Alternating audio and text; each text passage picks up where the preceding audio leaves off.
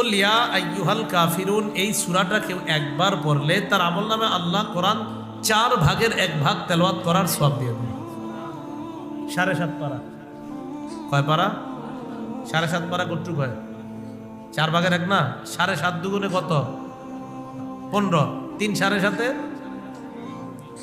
3 7.5, 4 7.5, এই তো। তাহলে 4 ভাগের 1 ভাগ 7.5 না?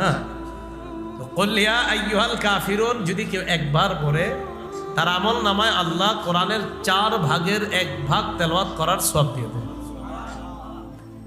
এরপর রাসূল বললেন আলাইসা মাকা ইযা জাআ নাসরুল্লাহি ওয়াল ফাত, তোমার কাছে কি ইযা জাআ নাসরুল্লাহি ওয়াল ফাতহু এই সূরাটা নাই?